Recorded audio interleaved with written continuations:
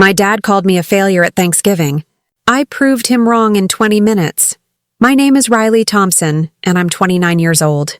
Thanksgiving dinner at my parents' house always has a soundtrack. You hear the clinking of silverware, the fake laughter that covers up years of judgment, and my mom's quiet, nervous sighs trying to hold everything together. But this year, one sentence cut through all that noise. You're a failure. Riley, at 29, you've got nothing to show. My father said it. He didn't shout. He didn't have to. His voice has a special kind of weight. It's the kind of weight that silences a room. My cousins froze. My Aunt Karen's hand stopped halfway to her mouth, her wine glass just hanging in the air. And me? I smiled. I just smiled. Because I had been waiting for this moment. But before I tell you how everything flipped, like and subscribe, and drop a comment to let me know where you are watching from. The good china was out. That's how I knew the performance had to be perfect. My mother, Mary, only used the gold-rimmed plates when she was trying to prove something. Usually, it was to my Aunt Karen, my dad's sister, who measured success in carats and square footage. The smell of dry turkey and simmering resentment filled the dining room. It was the same smell every year. My father, Jim, sat at the head of the table. He carved the bird with a kind of aggressive precision, like he was disciplining it. Look at that, he'd boom, holding up a perfect slice. That's how it's done. Everything was a lesson. Everything was a test. My older brother Ethan sat at our dad's right hand. He was the golden boy, the crown prince. He wore a crisp button-down shirt even at Thanksgiving. He was 32, had a mortgage, a wife, and a real job in finance. He was everything I wasn't. I was at the other end of the table, near the wobbly leg, crammed next to my teenage cousins who were more interested in their phones. I was the family project, the one they spoke about in whispers. So much potential, they'd say, which was code for wasting her life. The conversation was a predictable game of status. Aunt Karen talked about her son's new SUV. Ethan talked about his fourth quarter bonus. My dad nodded, beaming, soaking in the success of his son. I just stayed quiet. I learned years ago that my life was not a valid topic of conversation. My wins were not wins. They were hobbies. My struggles were not challenges. They were failures. I was here because it was Thanksgiving, and if I didn't show up, it would be a different kind of drama. The drama of where's Riley? Is she okay? She's so sensitive, so I showed up. I put on my nicest sweater, the one without any holes, and I prepared to be invisible. But they never let me stay invisible for long. Aunt Karen was the one who lit the fuse. She always was. She smiled at me, her red lipstick too bright. And Riley, what is it you do again, dear? That little computer thing? The table went quiet. All eyes turned to me. The computer thing. I'd been working on it for 3 years. It was my entire life. I felt the heat rise in my chest. I forced a small, tight smile. It's going well, Aunt Karen. It's a software company. Oh, a company, she said, drawing the word out. That's lovely. Does it pay well? You look a little thin. It's pre-launch, I said, my voice sounding small. We're launching soon. That's what you said last Christmas, wasn't it? Ethan chimed in, not even looking up from his plate. Still pre-launch? This is it, actually, I said, trying to keep my voice steady. The launch is... It's tonight. My dad stopped carving. He put the knife down with a loud clack on the china plate. The room went dead silent. Tonight? He asked. Yes, later tonight. He stared at me. His face was a mask of pure, unfiltered disappointment. He wasn't angry. He was exasperated. It was the look you give a dog that has, once again, tracked mud onto the clean floor. Thanksgiving, he said, his voice low. You're launching a fantasy project on Thanksgiving. Jim, my mother whispered, her eyes wide. Please. No, Mary, he said, holding up a hand. He looked back at me. I'm tired of this. I'm tired of pretending this is a real thing. Your brother, he builds a family. He builds a 401k. He builds a future. You build excuses on a laptop. I gripped my fork, my knuckles white. Dad, please, not now. Not here. When, Riley? When are we supposed to talk about it? He pointed the carving knife at me just for a second. You're 29 years old. You live in a tiny apartment that smells like old coffee. You have no savings. Your brother is managing a portfolio of over $10 million. You are playing make-believe in your bedroom." I could feel the tears. They were hot and sharp, burning the back of my throat. I refused to let them fall. I had cried at this table before. It only ever made him angrier. "I have a company," I whispered. "It was all I had. A company?" He laughed. It was a short barking sound that had no humor in it. "You have a hobby. A very expensive, very childish hobby that has paid you exactly $0. He leaned forward, his voice dropping to that cold, clear tone that always shattered me. The whole table was frozen watching this execution. "You're a failure, Riley. At 29, you've got nothing to show." There it was. The words I had felt in his silences for my entire life. The words I saw in his eyes every time he looked at Ethan and then at me. He had finally said them out loud. Aunt Karen looked down at her plate, suddenly fascinated by her mashed potatoes. Ethan had the good sense to look slightly uncomfortable. My mom closed her eyes, a single tear rolling down her cheek. She was crying for me, or maybe for herself. It didn't matter. She didn't say anything. She never said anything. I felt the humiliation like a physical weight. It was heavy and it was crushing me. I felt small. I felt worthless. I felt exactly like he wanted me to feel. I should have run from the table. I should have locked myself in the bathroom. I should have screamed at him, but I didn't. Something inside me, something that had been worn down to a sharp, hard point, finally took over. I looked up from my plate. I met his cold, disappointed eyes, and I smiled. It wasn't a nice smile. It wasn't a forgiving smile. It was the smallest, coldest smile I owned. My dad's brow furrowed. He was expecting tears. He was expecting a tantrum. He was not expecting this. "What's so funny?" he demanded, his voice rising. "Nothing, Dad," I said. My own voice was perfectly calm. It was a terrible, beautiful new sound. "You're right," he blinked. He was completely thrown. "I am?" "You're absolutely right," I said, picking up my fork. "I have nothing to show." I paused and I held his gaze. Yet, I took a bite of turkey. It tasted like cardboard and ash. But the smile stayed on my face, because I had been waiting for this. Not for the insult. Not for the humiliation. I had been waiting for the moment when I would finally be ready. And my father, in his infinite, cruel wisdom, had just given me the perfect cue. My dad's worship of Ethan is the oldest story in our family. It's the foundation our house was built on. Ethan was the firstborn, the son, the one who was built in my father's image. I was the secondborn, the daughter, the creative one. In my family, creative was a polite word for unreliable. Ethan did everything right. He played football. I was in the computer lab. His trophies for most valuable player lined the mantelpiece. My certificates from statewide coding competitions were clutter for my mom to file away. When Ethan was 16, he wanted a car. My dad co-signed a loan for a brand new truck. "A man needs to understand credit," he'd said proudly. When I was 16, I wanted a better computer. I had saved up $400 from babysitting. I needed $300 more to get the processor I needed to run my coding programs. "A computer?" my dad had said, not looking up from his newspaper. "What's wrong with the family one in the living room? You don't need to be locked in your room all day, Riley. It's not healthy." I babysat for 2 more months and bought the parts myself. I built it in my bedroom while he and Ethan were at a football game. The real split happened in college. Ethan went to Michigan State and majored in business administration.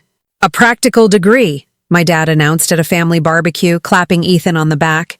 "He's going to make something of himself. He's learning how to manage people. That's a real skill." I got a scholarship to Carnegie Mellon for computer science. My dad was confused. "So, you're going to fix computers? Like the support line people?" "No, Dad," I tried to explain, my voice bright with an excitement he refused to share. "I want to build things, software, applications, things that change how people connect." He just shook his head. "Sounds like a lot of screen time." "Be careful your eyes don't go bad." Everything was a comparison, and I was always the lesser number. When Ethan got his first internship at a bank, my dad took the whole family out to a steak dinner. He raised a glass. "To Ethan, the first step on the ladder. I built my first functional app in my sophomore year, a stupid little program that organized study groups. My dad asked if it could at least order a pizza. Ethan failed 2 classes in his junior year. My dad paid for the tutors and the summer courses. Everyone stumbles, he said. It's about how you get up. I got a 4.0 my junior year. My dad nodded. Good. Make sure you keep that scholarship. We're paying for your brother's summer. After graduation, the gap became a canyon. Ethan got a job at a mid-level marketing firm. My dad was ecstatic. He co-signed the lease on Ethan's expensive apartment in downtown Ann Arbor. You need to look the part, he said. Dress for the job you want. I started working 2 jobs. I was a barista at 5 a.m. and I was a freelance coder from 6 p.m. until 2 a.m.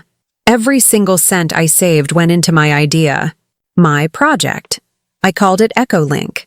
The idea came to me when I was studying abroad for a semester in Japan. I was so lonely. I saw people all around me talking, laughing, connecting, but I was trapped behind a wall of language. I could use text translators, but they were slow. They were awkward. They didn't capture tone. What if you could just talk? What if you could speak into your phone in English, and the person next to you heard it instantly in Japanese? What if their phone could listen to their reply and play it back to me in perfect conversational English? Not text, not robotic voices. Real-time, seamless, voice-to-voice translation. I became obsessed.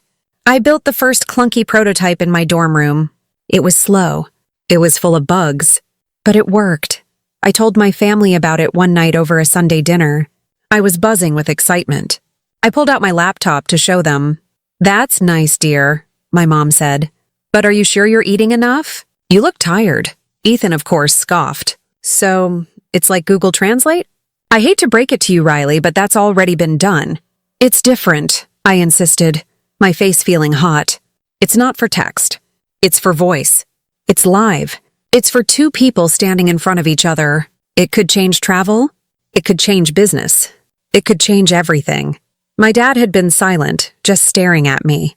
He waited for me to finish. Then he sighed, that long, heavy sigh of his. Riley, he said, I'm going to give you some advice. Your brother is building a 401k. You are building a fantasy. It is time to grow up.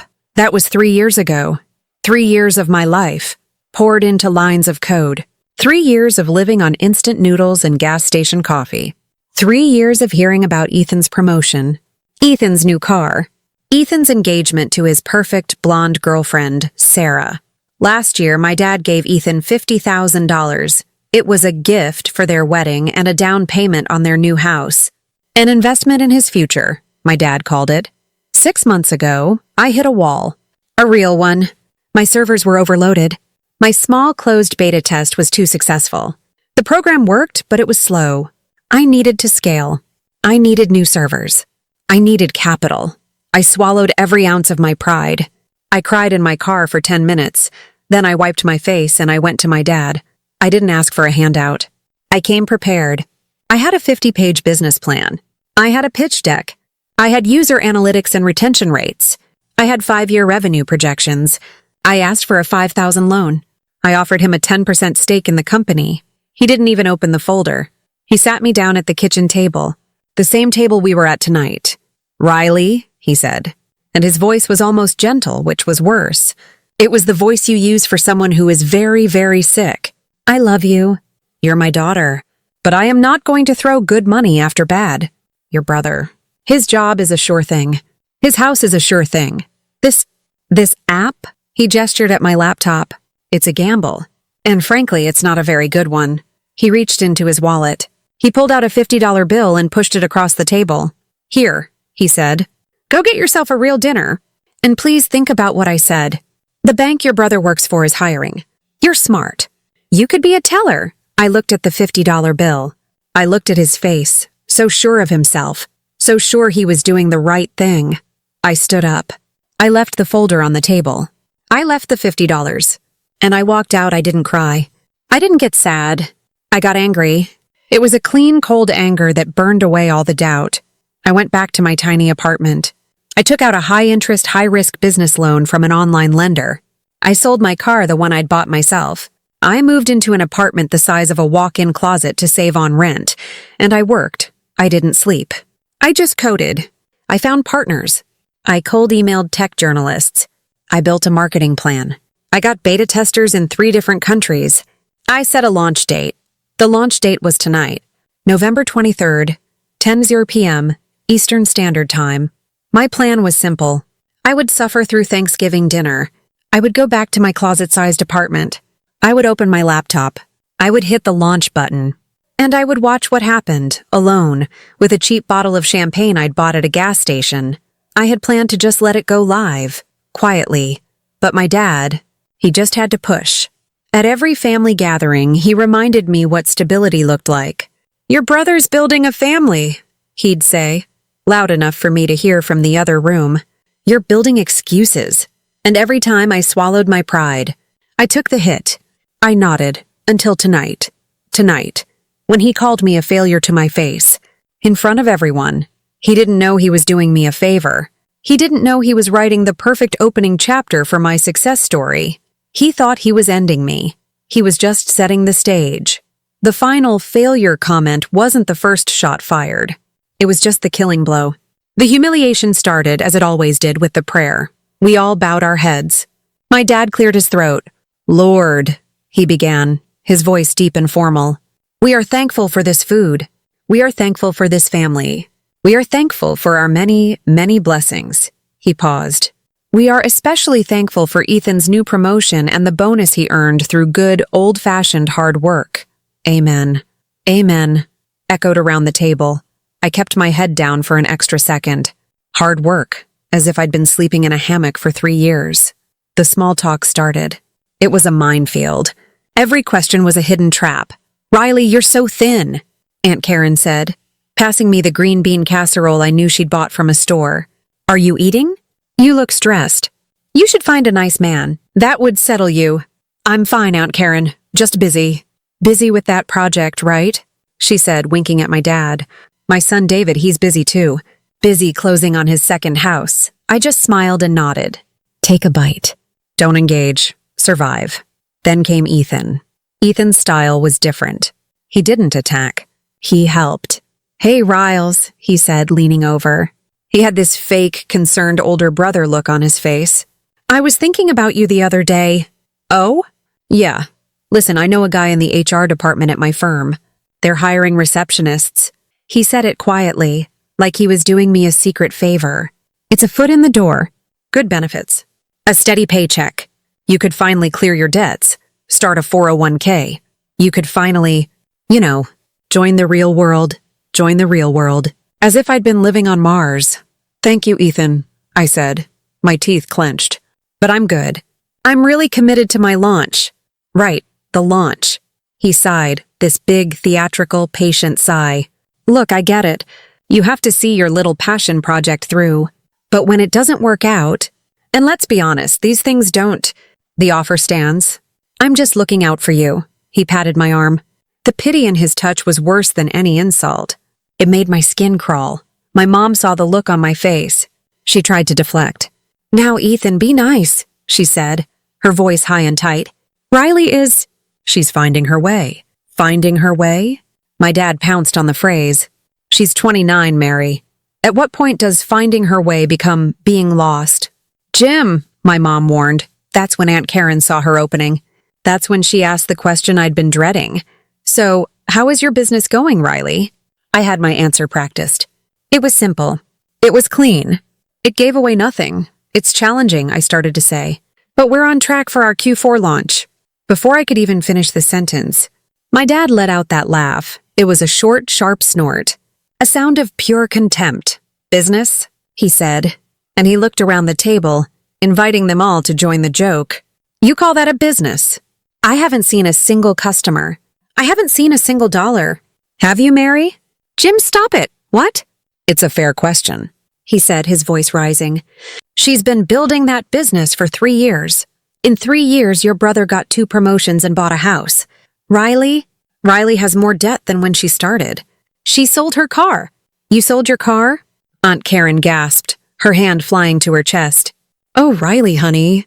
Why didn't you say anything? I'm sure Ethan could have helped you with the payments." The humiliation was complete.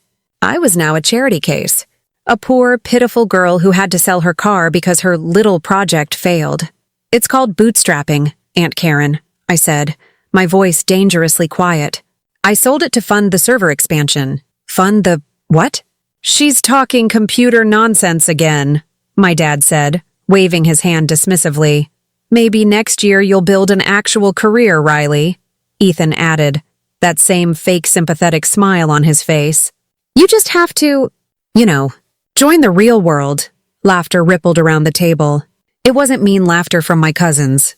It was that polite, awkward social laughter. The kind that says, we all agree this is sad and uncomfortable, and we're just going to laugh to move on. I sat there, staring at the blob of cranberry sauce on my plate.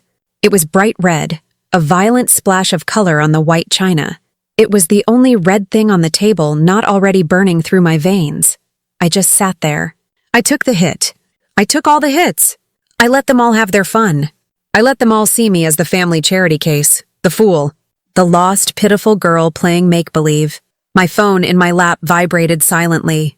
It was a 15-minute warning from my automated launch scheduler. I looked at the laughing, pitying faces around the table.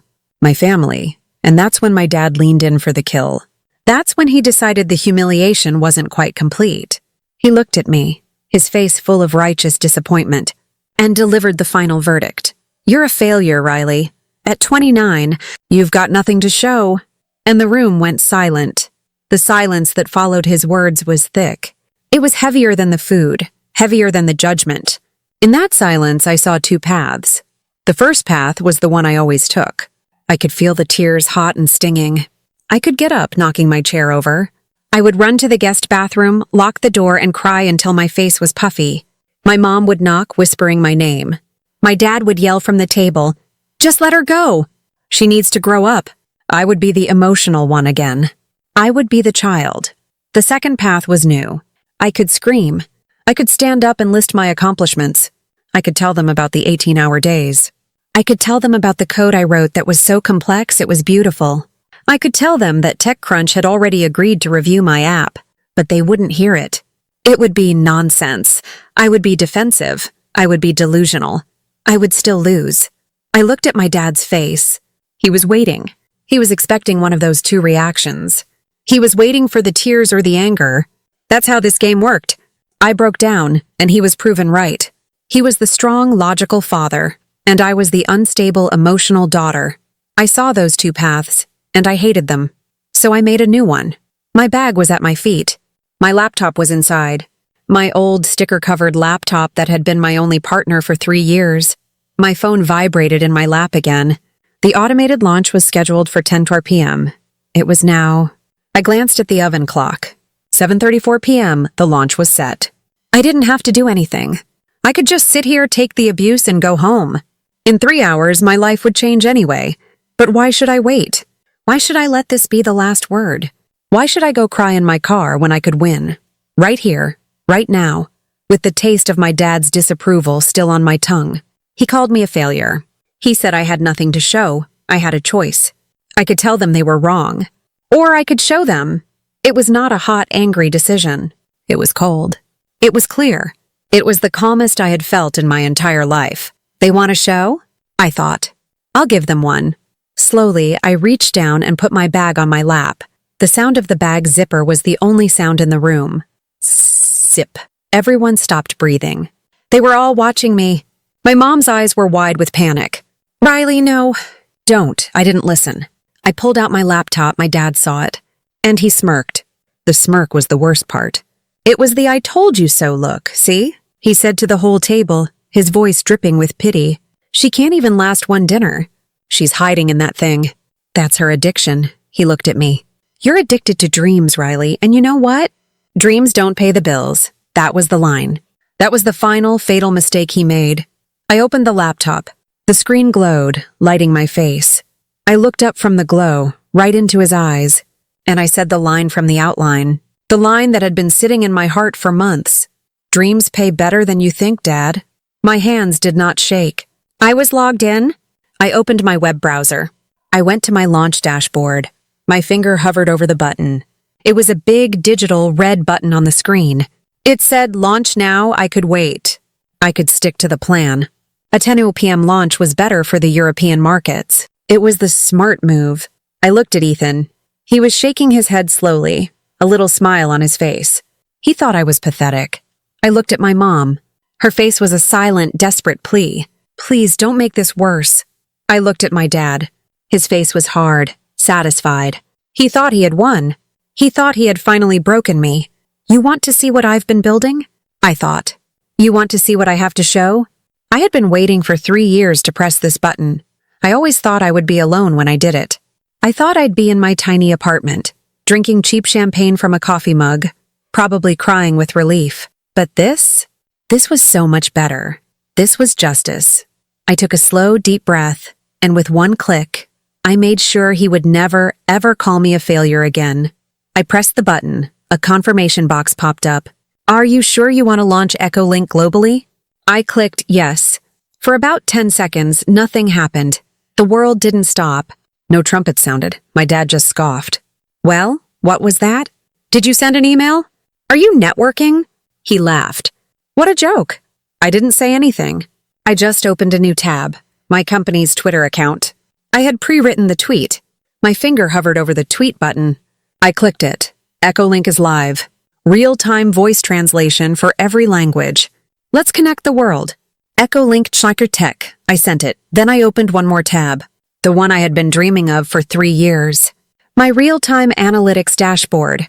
It was a blank map of the world. At the top, a big, simple number. 0. My heart hammered against my ribs. Did it fail? Did the server crash? Did I just do all that for nothing? My dad was starting to talk again. See? Nothing. It's a fantasy, Riley. I'm trying to help you. Then a 1 appeared on the screen. Then a 10. Then 150. A tiny blue dot appeared on the map in Tokyo. Then another in Berlin. Then a flood of them in Brazil. My pre-launch partners. The press releases had just dropped.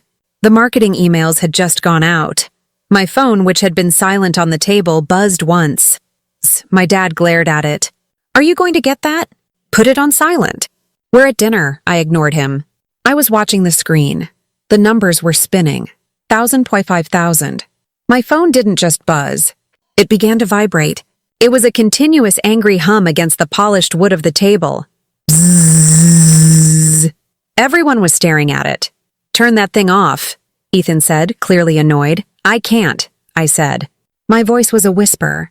I couldn't look away from my laptop. 10,000 downloads. In the first 3 minutes, I clicked back to the Twitter tab. The post, it already had 500 retweets. My phone buzzed. It was a Twitter notification. TechCrunch just followed you. Bzz! A new notification. The Verge just mentioned you in a tweet. Bzz. An email from my server host. Your server load is at 80%. My phone was now making a loud, rattling, vibrating noise as notifications stacked up, one on top of the other, faster than the screen could clear them. The sound was deafening in the quiet, tense room. What? What is that, Riley? My mom asked. Her voice was trembling. That, I said, finally looking up from my screen, is my failure. I looked back down. The dashboard showed 20,000 active users. My phone screen lit up with an incoming email. The subject line was unblinking. Urgent. Echolink acquisition inquiry. Major Tech Co. I didn't open it. I just let it sit there. My phone was buzzing so hard it was starting to slide across the table. Bzz, bzz, bzz. It hit a spoon with a clink. Aunt Karen looked completely lost. Ethan looked pale. His smugness was gone. He was just staring at my phone, my dad. My dad was silent. His mouth was slightly open. His face was a blank, stunned mask. The outline says, 20 minutes. I let it go for 20 minutes. Nobody ate. Nobody spoke. The only sound was the clinking of my silverware as I calmly ate my green beans, and the non-stop, violent buzzing of my phone. Bzzz, bzzz, bzzz. A text message lit up the screen. It was from a number I didn't know. A journalist. Riley, just saw the launch. This is incredible. Can we talk? Need a quote for a story now. Finally, I checked the clock. 7:54 p.m. 20 minutes. I picked up my phone. The screen was a solid white wall of notifications. I had to hit the power button just to make it stop. The silence that fell was heavy. 20 minutes, I said, placing my phone face down on the table. I've been live for 20 minutes. I turned my laptop screen around so they could all see it. The glowing map of the world, now covered in thousands of blue dots, and the number at the top, And I have, I checked the dashboard, 53,420 active downloads. I looked right at my father. How much nothing is that, Dad? The silence was a new kind. It wasn't the tense, angry silence from before. It was a hollow, buzzing silence. The kind of silence that happens after a loud noise.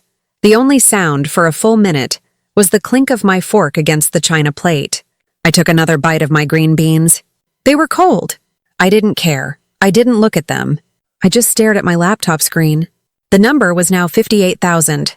Finally, someone moved. It was my cousin Sarah. She was 19. She lived on her phone. She was staring at it, her mouth open. Her own phone had been buzzing too, but no one had noticed under the noise of mine. She looked up at me, her eyes wider than I had ever seen them. "Riley?" she whispered. I looked at her. "Riley, are you trending?" The word hung in the air.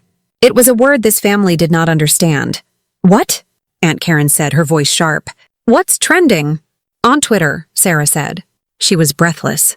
"Look." She held up her phone. She didn't show it to her mom. She showed it to Ethan. Ethan leaned over, annoyed. His golden boy patience was gone. He looked at her phone, and his face, which was already pale, went completely white. That's not possible," he stammered. "What is it?" My dad demanded. He was still standing, his hands on the table, leaning forward like he was about to fall. "It's Echolink," Ethan said. He pulled out his own phone. His fingers, which were usually so steady and sure on his keyboard at the bank, were clumsy. He fumbled. He typed. He stared. It's number 3. In the U.S. Ethan looked up at me, his eyes filled with a new, raw emotion. It wasn't pity. It was confusion. It was fear. "Riley, what did you do?" "I told you," I said, my voice quiet. "I launched. But this..." He was scrolling, his thumb moving fast. "This is... TechCrunch just posted an article. The Verge, Wired. Riley, they're all posting about you." "Right now, yes," I said. I sent them a press release. "I've been networking for 6 months." My dad looked at Ethan. "What does that mean? Networking? Is this fake? Did she pay for this?" My dad looked back at me, his eyes narrowing. He was grasping for an explanation.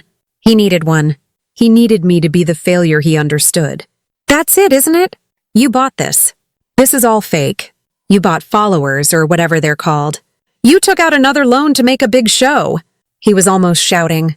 He was desperate.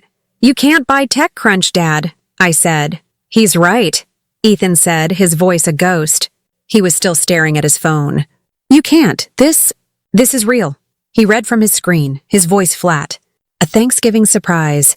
Echolink just launched, and it may change translation forever. Riley. It says the tech uses a new neural voice mapping protocol. It says it's revolutionary." He looked at me. "Where did you get that?" "I built it," I said. You can't," he said. That's doctorate level stuff." "I know," I said. "I've been busy, Ethan." Aunt Karen was trying to follow along. Her brain was a calculator, and she was trying to find the dollar amount. "So, all these downloads, what does that mean, Riley? Is it making money?"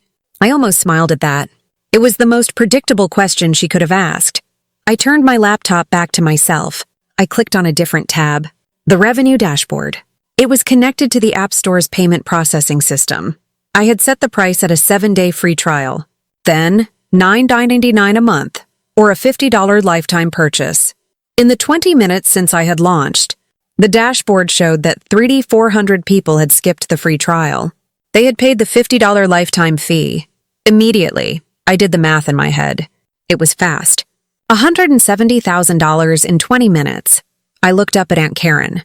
"Yes, Aunt Karen," I said. "It's making money." Her face went slack. Her bright red lipstick looked suddenly clownish.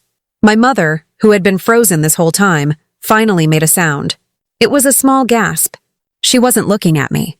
She was looking at my dad. My dad hadn't moved. He was still leaning on the table. He was staring at the turkey, but he wasn't seeing it. His whole world, his whole carefully constructed reality, had been shattered. Ethan was the strong one. Ethan was the smart one. Ethan was the one who made money. Ethan had a real job. I was the failure. I was the project. I was the charity case. And in 20 minutes, I had made more money than Ethan probably made in 2 years. I'm not even sure. I don't know what he makes. I just knew that the number on my screen was bigger than his fourth quarter bonus. The room was processing. My cousins were all on their phones, their faces lit up, whispering, "Oh my God, look at this. She's famous." Aunt Karen was just staring at me. Her calculator brain was broken. My mom was now crying, but silently. Her hand was over her mouth. She was looking at my dad, her eyes full of fear. She was terrified of what he would do next. Ethan just sat down, hard, in his chair. He looked deflated. The golden boy had lost his shine. He just kept shaking his head, refreshing his screen, as if that would make it all go away. And my dad, he was the center of the storm. He was the only thing not moving. He was a statue of old ideas. He finally looked up from the turkey. He didn't look at me. He looked at my mom. "Mary," he said, his voice hoarse. "Get the pie." It was a desperate attempt to pretend this wasn't happening. To go back to normal. To rewind the clock 30 minutes. "Jim," she whispered, "get the pie." My mom stood up, her chair scraping on the floor. She practically ran to the kitchen, happy to have an order, happy to escape, but no one else moved. No one was pretending. The shift was complete. The power had moved. It had moved from the head of the table, from the man with the carving knife, to the failure at the end of the table with the old laptop, the room, the family, the entire foundation of our lives. It had all just cracked in half, and they were all finally, horribly realizing which side they were on. They were on the wrong one, and I was on the right one, and I had the numbers to prove it. My mom came back with the pumpkin pie. She set it on the table. The smell of cinnamon and nutmeg filled the air. It was supposed to be comforting. It was suffocating. She started cutting slices, her hands shaking so badly that the first piece crumbled onto the plate. My dad was still standing. He hadn't moved. He was staring at me now. His face, which had been blank with shock, was turning red. It was a slow, dark flush that started at his neck and crawled up to his hairline. He was past shock. He was in the rage stage. "Turn it off," he said. His voice was low. "What?"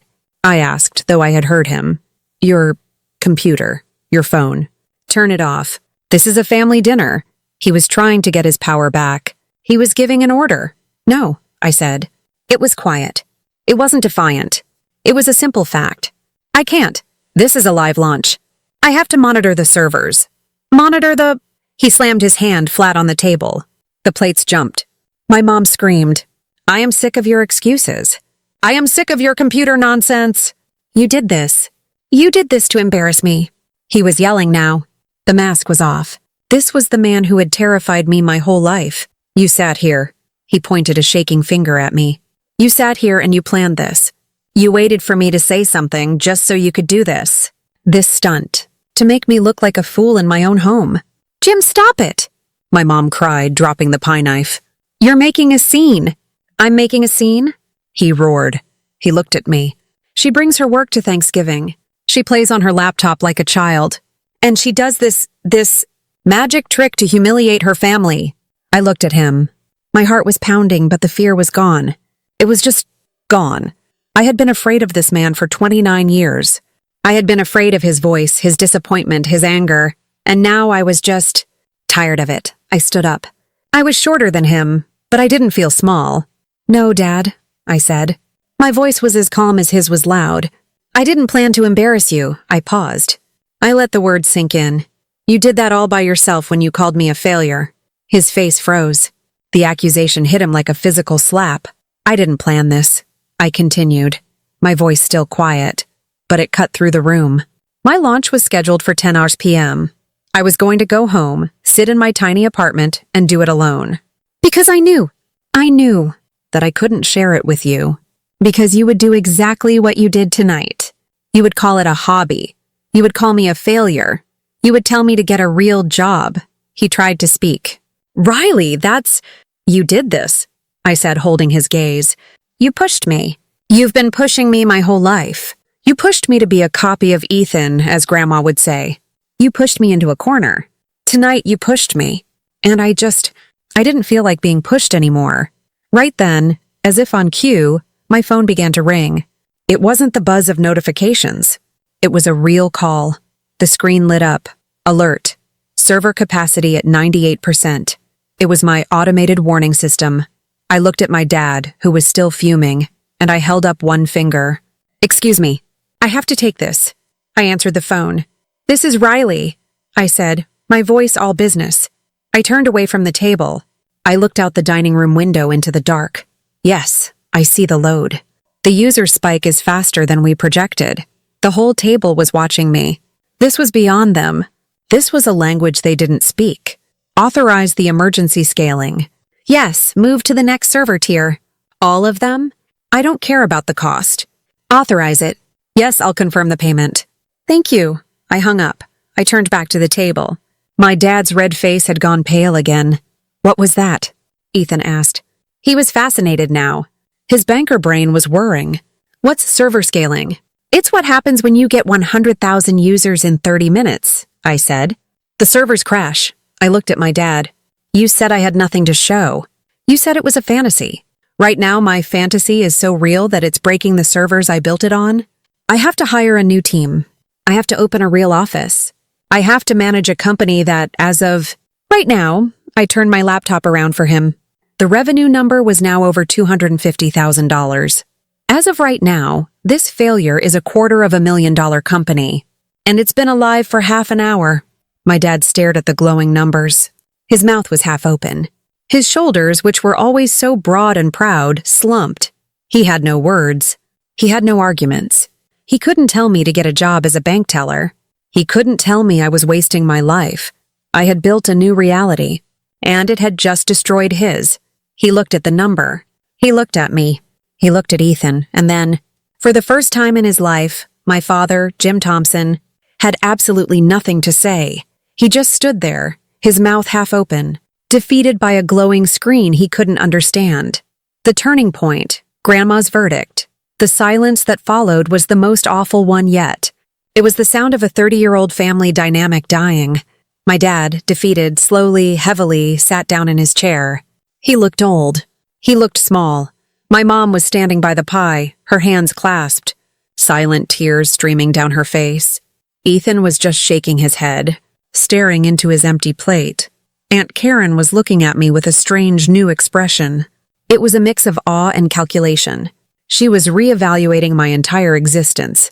My cousins were just silent, watching. The tension was so thick I could barely breathe. My dad's public humiliation was complete. And honestly, it didn't feel as good as I thought it would. I felt empty. I had won. But what had I won? A broken family? Then one voice cut through the silence. It was quiet. It was frail. But it was sharp. "Well, Jim, you finally did it." All eyes turned to the other end of the table. Grandma June, my dad's mother. She was 84 years old. She was tiny, a little bird of a woman in a gray cardigan. All night she had been quiet. She had eaten her food, she had watched, and she had said nothing. She had watched the fight. She had watched me launch my company. She had watched my dad's meltdown. She was just slowly eating her pumpkin pie. My dad looked up, confused. "What, Mom? What did I do?" Grandma June put her fork down. She looked at him, and her eyes were not the cloudy eyes of an old woman. They were clear, they were sharp, and they were angry. "You've been trying to break that girl for 20 years, she said, her voice clear as a bell. "And you finally did it. You broke her. You broke her free." My dad was stunned.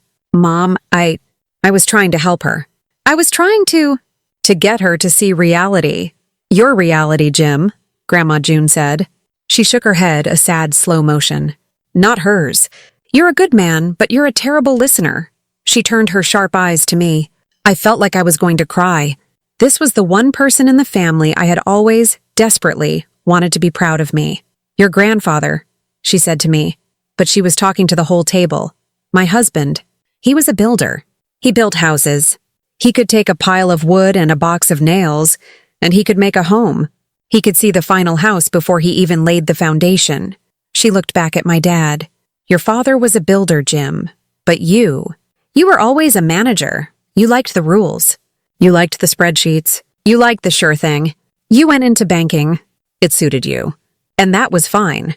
She pointed a wrinkled finger at my dad, and then at Ethan. "You raised one son just like you. A manager, a copy. And he's a good manager. He's a good copy. Ethan flinched. It was the first time in his life he had ever been called a copy. Then Grandma June looked at me. Her face softened. But she said, her voice full of something I had never heard before. Her, you didn't know what to do with. Because she's not like you, Jim. She's like him. She's like your father. She's a builder. I finally lost it. A single tear rolled down my cheek. You spent so much time, Grandma continued, trying to hammer her square peg into your round hole that you never stopped to look at what she was building. You called her a failure. Your own father. He would have been ashamed of you tonight. Jim. Ashamed? That word hit my dad harder than my revenue numbers. Ashamed. He wouldn't have cared about her messy room or her coffee, Grandma June said, her voice rising. He would have seen her blueprints. He would have seen her working. He would have been the one bringing her coffee. He would have been proud. She looked at me, a real bright smile spreading across her face. You raised a builder, Jim, not a copy. And it's the best thing you ever did, even if you were too blind to see it. You should be proud. The table was silent. My dad? He just stared at his mother. He had no defense. She had spoken the truth. The one truth that had been buried under 30 years of real jobs and expectations. He looked at me. His eyes were different. The anger was gone. The disappointment was gone. He just looked lost. Ethan, for the first time all night, looked over at me. And he nodded. It was a small, almost invisible nod. But it was there. It was a concession. It was respect. Grandma June picked up her fork. Now this is a very good pie, Mary, she said, taking a bite. But it needs whipped cream. And just like that, the turning point was over. The verdict was in. My grandmother, the matriarch, the one person whose judgment my father could not question, had just rewritten our family history. She had just told my father that I was the one who was carrying his father's legacy. Not him, not Ethan, me. The failure. The rest of the dinner was a strange dream. We ate the pie. My mom, in a daze, found the whipped cream. The family started talking again, but it was small, safe talk. The weather, the roads. My cousins were texting under the table, and for once, nobody told them to stop. I knew they were texting about me. My dad was silent. He ate his pie. He just stared at his plate. He was a king who had just lost his kingdom. Aunt Karen, however, had found her new direction. She had done the math, and I was no longer a charity case. I was an opportunity. Riley, dear, she said, leaning in, her voice suddenly sweet and syrupy. I am so proud of you. I always knew you were a genius. Always. I just looked at her. No, you didn't, Aunt Karen. She was so startled by my directness that she just blinked. Well? And I'm busy. Please don't. I gave her no room. The old Riley would have smiled and nodded. The old Riley would have let her say it. The new Riley didn't have time for it. Aunt Karen's smile froze. She leaned back, blushing. That was the first boundary. It felt good. My phone, which I had put on Do Not Disturb, was lighting up face down. The screen was just a constant silent strobe light flashing against the dark wood. I finally picked it up. 200 unread emails. 400 DMs. 80 missed calls. The downloads had crossed 100,000. It had been 45 minutes. One DM was from a name I knew. A very, very famous tech journalist from a massive global newspaper. Not just a blog. It read, Riley, this is astounding. I'm on a deadline. I'm running a front-page story on our tech section tomorrow. I need a quote. What's the story behind this Thanksgiving launch? It's genius marketing, I smiled. Genius marketing. He thought I'd planned this. He thought my dad's cruelty was a marketing stunt. I finally tasted the pie. It was sweet. It was real. It was the first thing I had tasted all night. I started to type a reply. Riley, Ethan said. His voice was quiet. I looked up. What's your server architecture? He asked. Are you on a dedicated cloud or a hybrid? It was a real question. A technical question. He was trying to connect. He was trying to understand on his terms. AWS, I said. Right now I'm scaling on their EC2 instances. I just had to authorize the jump to the enterprise tier. He nodded, processing. That's expensive. The revenue is covering it, I said. He nodded again. Good. That's smart. He looked at me. Really looked at me. It's a hell of a build, Riles. I'm impressed. Thanks, Ethan. I said, and I meant it. His respect was almost more shocking than my dad's anger. My phone rang again. This time it was a name. It was Ben Lead Dev, my only full-time employee who I'd been paying in stock options and dreams. I have to take this, I said. I stood up from the table. I walked into the kitchen. My mom was there, rinsing plates, her back to me. Hey, Ben, I said, leaning against the counter. Oh my God, Riley! He screamed into the phone. What is happening? I'm looking at the analytics. I'm looking at Twitter. Are you kidding me? I laughed. It was a real out-loud laugh. It's real, Ben, we're live. You launched? Without me? I thought we were waiting until 10. Change of plans, I said, looking back into the dining room. I saw my dad, just a shadow from here, staring at his empty plate. I had a sudden marketing opportunity. Are you a billionaire? He asked, breathless. No, Ben, I laughed. But you're going to get a salary. A real one. Starting tomorrow, he screamed again. I talked to him for 5 minutes. We made a plan. I would be back at my apartment in an hour. We had to hire people. We had to fix a bug he'd found. We had to work. When I hung up, my mom was standing there holding a wet plate. She was just watching me. Mom, I said. You're really okay? She asked. I'm great, Mom. I'm really great. She put the plate down and she hugged me. She just held on to me, her body shaking with sobs. I'm so sorry, Riley, she whispered. I'm so sorry. He's so stubborn. I'm so proud of you. I'm so proud. I know, Mom, I said, and I held her. I walked back into the dining room. I sat down. I picked up my laptop. I replied to the journalist. Sure, I typed. I'd love to send a quote. I'm free for a call in 1 hour. I put my phone down. I looked at my family. They were all just watching me. My cousins, my aunt, my brother. It took me 20 minutes to prove my father wrong. It took me another 30 minutes to become the new head of the table without ever moving my chair. I left an hour later. Nobody tried to stop me. Aunt Karen asked for my business card. I told her I didn't have any. Ethan just said, good luck, Riley. Call me if you need anything. With, the numbers. My dad was in his armchair in the living room. The football game was on, but the sound was off. I stood in the doorway. I'm leaving, I said. He didn't turn around. He just stared at the silent screen. Okay, he said. His voice was thick. I almost walked away. But I stopped. Dad? He finally turned. His eyes were red. You did good, kid, he said. He couldn't say daughter. He couldn't say Riley. But he said kid. He turned back to the TV. I walked out the front door. I thought I would be angry. I thought I would be crying. I wasn't. He didn't apologize. Men like him rarely do. But he said I did good. And as I sat in my taxi, my laptop open, my phone ringing, watching the servers hold steady as we crossed 200,000 downloads, I realized that was enough. The next morning, the article wasn't just on the tech section.